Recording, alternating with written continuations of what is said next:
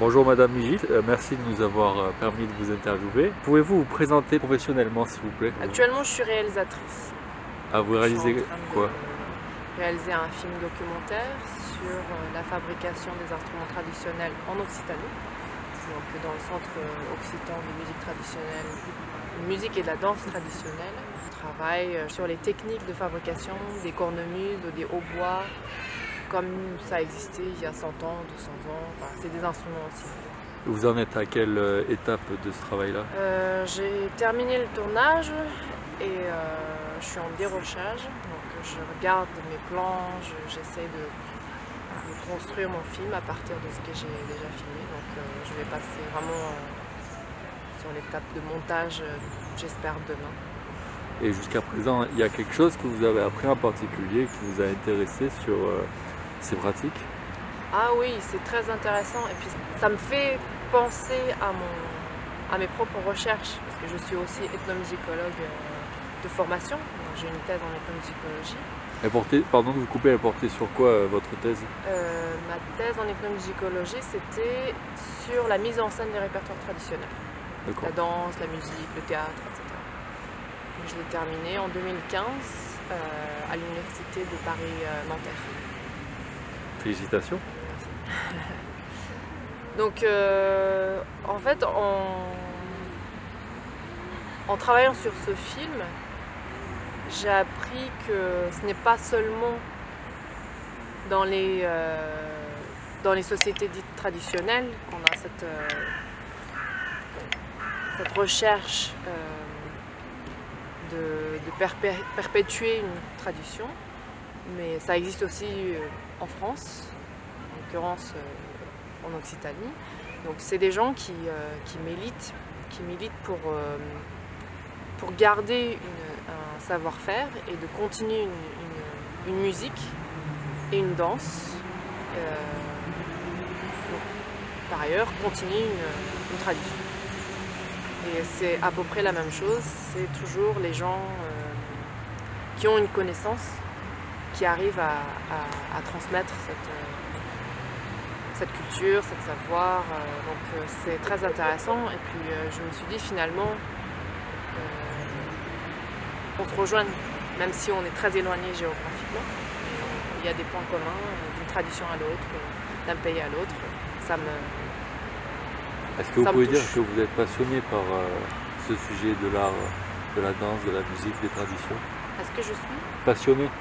Oui, bien sûr. Moi, j'ai une pratique aussi de la musique et de la danse. J'ai été formée depuis l'âge de 4 ans en musique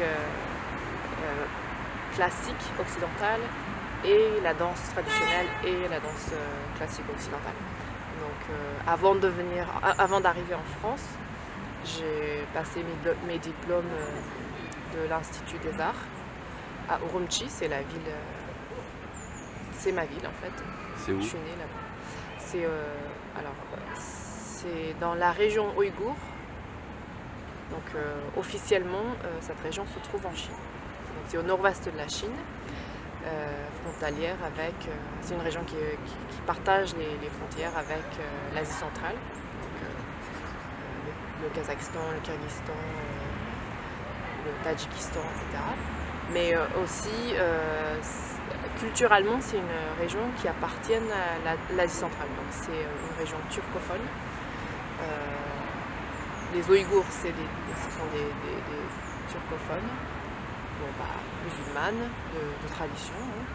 Et c'est une continuité de l'ancien Turkestan. C'est votre culture d'origine? Oui, je suis née dedans. Et qu'est-ce que vous pouvez nous en dire de votre culture d'origine? Dans quel sens? Qu'est-ce que je dois dire de ma culture d'origine? Moi, je ne vais pas vous dire ce qu'il faut dire. Non, je sais pas, mais qu'est-ce que vous voulez savoir de ma culture d'origine? C'est une culture. Mais par exemple, qu'est-ce qui diffère avec la culture française ici? Les traits principaux? Mais c'est pas une bonne question, je trouve. Qu'est-ce qui diffère? Enfin, toutes les cultures se diffèrent, mais c'est quelque chose de normal. Enfin, les gens, les cultures se sont construites justement parce qu'ils se sentaient différentes de l'autre. Donc pas en opposition, mais en miroir. Enfin, parfois on se dit, bon, bah, on est un peu... On est différents, donc on a cette culture-là, donc c'est des multiplications, comment je peux vraiment expliquer ça, des cultures se construisent en tout cas à travers un sentiment de se différer de l'autre ou de créer, d'avoir d'autres visions du monde, etc. Donc pour moi, toutes les cultures sont différentes, donc je peux pas vraiment dire qu'est-ce que c'est. Enfin, je peux pas comparer la culture française avec la culture ouïghour, parce que c'est des cultures qui sont d'abord géographiquement très éloignées. Ensuite, on parle pas la même langue, on n'a pas la même histoire, on n'a pas la même tradition ou même culture culinaire. On n'a pas la même écriture. Il y a un plat que un de vos plats favoris ouïghours. En fait, les plats que j'aime bien de ma culture, j'aime bien tous les plats, que ce soit les plats à base de riz ou des pâtes ou des légumes, etc. Mais je crois que d'aimer un plat en particulier, ça doit, pour moi en tout cas, ça doit se rattacher à un souvenir ou à quelque chose d'ordre émotionnel plus que... Gustatif. Ouais, c'est ça. Et moi, je pense que j'aime certains plats et j'adore, en fait, c'est les plats de ma mère que j'aime. C'est pas un plat en particulier, mais c'est les plats de ma mère que j'aime parce que ça me rappelle mon enfance. Il y a de l'amour dedans, donc voilà, c'est plutôt comme ça qu'on va le présenter. Et en France, c'est pareil, il y a des plats il n'y a pas forcément des plats favoris ou... En France, alors, je mange pas non plus des plats français typiques parce que depuis 2-3 ans, j'ai arrêté de manger de la viande, les produits laitiers, etc. Donc, avant, quand je mangeais encore des produits laitiers, j'aimais bien les fromages. Mais là, je changeais des habitudes alimentaires, donc j'ai recréé des plats. Et c'est avec mon mari qu'on fait ça. Donc on recrée des plats qui n'existent pas vraiment en fait, mais c'est nos plats à nous. Donc on recrée une tradition. Voilà, il y a des choses qu'on fait à base des lentilles ou des patates douces, des trucs comme ça que j'aime beaucoup. Et vous pouvez expliquer, ou pas, je sais pas si c'est indiscret, pourquoi arrêter de manger de la viande et... Est-ce que c'est par rapport aux prises de conscience qui peut être démontré à travers les médias sur la viande rouge avec trop de toxines, sur les molécules qui ne sont pas adaptées au corps humain? En fait, c'est venu un peu progressivement. Donc, c'est un choix qu'on a fait avec mon mari. Petit à petit, d'abord on a arrêté de manger de la viande rouge, alors que moi je viens d'une culture où on mange, si on peut manger 3 fois de la viande rouge, on le mange. C'est une culture où on mange tout le temps de la viande. Mais on a fait ce choix-là parce qu'il y a eu d'abord, en fait, c'est mon mari qui a commencé à faire de la recherche. Enfin, c'est un chercheur, donc du coup, c'est vraiment... il a consacré beaucoup de temps à aller chercher des études scientifiques par rapport à l'impact de la viande rouge sur le corps humain et comment ça peut être l'origine de plusieurs maladies, etc., etc. Et puis comment de manger plus de légumes, des fruits est bénéfique pour la santé. Et aussi, par ailleurs, on a lu pas mal de choses, on a vu des documentaires qui nous ont convaincus que la consommation de la viande telle qu'il est comme aujourd'hui est vraiment mauvais pour l'environnement en fait. que c'est aussi une prise de position philosophique et politique qu'on fait. On sait que c'est pas parce qu'on a arrêté de manger de la viande qu'on va arrêter le changement climatique, mais c'est quand même à notre échelle, à nous. Une contribution. On essaie de faire des actions, participer à ce, je dirais, un mouvement. Mais bon, sans que ça soit quelque chose qu'on n'est pas du tout. Enfin, il y a des gens qui vont me dire tout de suite ah, vous êtes dans la religion de véganisme, etc. Mais moi, je n'y crois pas du tout à ça. C'est notre choix à nous. On n'est pas du tout dans un groupe où on est en train de faire des manifestations, mais on aimerait bien. Enfin, on a pris cette position. D'accord, merci. Tous les métiers que vous avez éprouvés comme ethnologiste et tout ça, vous avez quoi d'autre comme métier? J'étais danseuse et j'étais aussi pianiste.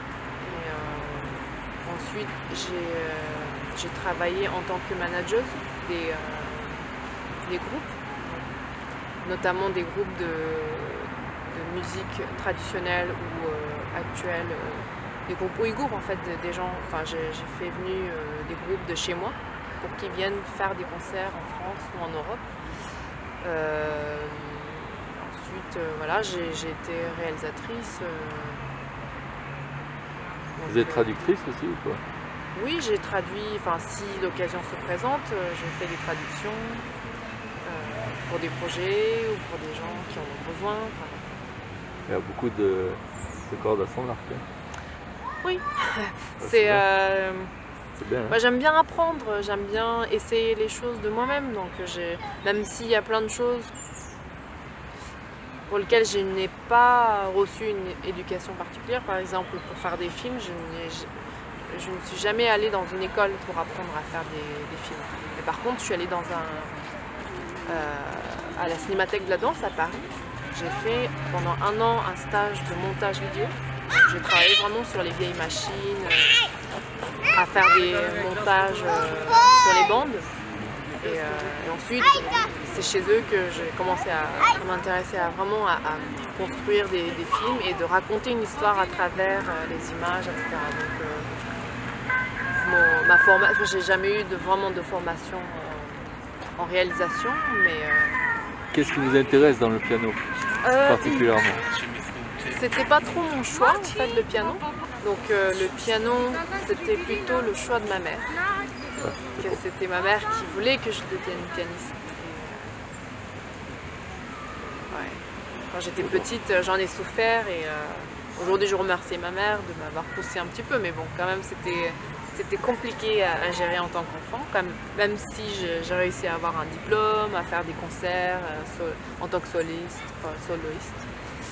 Mais c'est aussi le piano qui m'a amenée en France. Ah. Donc c'est grâce à un piano que je suis venue. En fait, je suis venue en France. En tant qu'artiste pianiste? Oui. Ah, okay. Pas en tant qu'artiste pianiste, mais en tant qu'étudiante inscrite dans une école de musique. Donc je suis venue en France pour faire des études de piano. Mais j'ai très vite abandonné cette idée parce que d'une part, c'était ma mère qui me forçait, parce que je me suis rendu compte en arrivant en France que c'était pas ça que je voulais pour ma vie. Mais aussi, je me suis rendu compte, en fait, en arrivant en France, que personne ne savait ce que c'était les Ouïghours. Et c'était devenu pour moi une urgence de trouver des moyens pour faire connaître ma culture et c'était pas à travers le piano que j'y arrivais, donc je suis partie assez tôt que j'ai réalisé ça. Et pour finir avec le piano, est-ce que vous avez, ou pas, un ou plusieurs conseils aux personnes qui voudraient vraiment se mettre dans une carrière en tant que pianiste? Ouais. C'est pas à moi qu'il faut poser la question, mais après il faut être passionné, il faut passer beaucoup de temps, Ouais. Il y a des endroits, il y a beaucoup de pays que vous avez visités tout au long de votre carrière, que ce soit carrière d'artiste ou... Oui, je suis allée, j'ai fait pas mal de voyages, oui. Pas mal de voyages en Asie, en Europe, en Afrique, aux États-Unis. Enfin, je suis jamais allée au Canada, mais... Il y a des pays qui vous ont marqué vraiment J'ai beaucoup aimé, enfin j'aime les pays qui m'ont marqué, il y en a plusieurs bien sûr. Et le pays que j'ai visité dernièrement, c'est l'Inde. Je trouve que c'est un pays qui a beaucoup de... Je sais pas, il y a... de richesse. Il y a... En fait, il y a des niveaux très divers. Enfin, il y a des profondeurs qu'on ne peut pas vraiment se rendre compte d'un seul visite. Je crois qu'il faut y retourner, de vraiment rester longtemps pour se rendre compte de ce pays. Mais c'est valable pour tous les pays, hein, mais l'Inde en particulier. Je pense que c'est tellement complexe comme société, comme pays. Je crois que ouais, les paysages étaient magnifiques, j'ai rencontré des gens extraordinaires. Et aussi, une autre ville en fait, parler en termes de pays c'est très compliqué. Je peux pas dire ah j'aime tel pays, mais les villes sont je sais pas, il y a des villes qui ont une âme qui vous marque en fait, je suis plus sensible à ça. Par exemple, j'étais très touchée à Fès, au Maroc. Je suis allée au festival de musique sacrée en 2016, je crois. Et j'étais bouleversée par cette ville et par les rues, par les gens. C'était aussi dans un cadre très spécial. C'était le festival de musique sacrée, donc j'ai rencontré des gens forcément super, mais voilà, c'était une ville qui m'avait particulièrement touchée. Qu'est-ce que vous avez, justement, après avoir été bouleversé lors de cette visite, il y a des choses que vous avez appris en particulier là-bas dans cette ville? Des choses... Je ne pourrais pas dire que j'ai appris telle ou telle chose, c'est compliqué à dire, c'est trop vaste. Oui, je suis d'accord. Mais je ne sais pas, j'ai découvert des émotions en moi qui étaient... Voilà, c'était... De nouvelles émotions. Hein? De nouvelles émotions. Des nouvelles émotions qui me faisaient penser à... Parce que pour mon master, j'ai travaillé sur le soufisme. Sur le soufisme. C'est une pratique spirituelle. C'est une pratique qui existe en islam. En forme de confrérie, avec un maître, etc., avec les rituels. Et je pense que Fès, ça m'avait touchée dans ce sens-là aussi, parce que j'ai rencontré des soufis, des gens qui ont une spiritualité assez saisissable en fait, qui déborde dans l'extérieur. Et non, je pense que ça m'a fait penser à des choses que je connaissais consciemment ou inconsciemment. Il y a des messages particuliers que vous voudrez faire passer aux personnes qui vont vous voir ou vous écouter? Messages particuliers pour la planète, pour les arts, pour vos passions? Je sais pas, mais je crois qu'il faut être honnête avec soi-même. Vous avez une chaîne YouTube? Qu'est-ce qu'on tape sur YouTube pour vous trouver? Pour me trouver, il faut taper mon prénom et mon nom. Donc mon prénom Moukadas, M-U-K-2-D-A-S. Mijit, c'est mon nom, M-I-J-I-T. Est-ce que vous avez des sites web à vous ou autre? Pareil, j'ai un site internet sur Wix. Et voilà, pareil, en tapant mon prénom et mon nom, on tombe sur... Vous avez prochainement des interviews que vous allez faire ou des films ou des projets? Là, je suis en train de travailler sur ce documentaire, et, un film de collectage, comme on l'appelle. Ensuite, je vais partir en Asie centrale cet été, pendant peut-être 3 mois, aller travailler à la fois pour mes propres projets, parce que je suis en train réécrire un court-métrage, une fiction que j'avais écrit il y a quelques temps, de faire des repérages, peut-être faire des essais.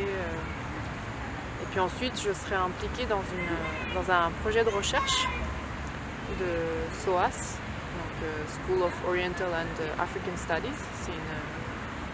C'est une école de sciences sociales à Londres.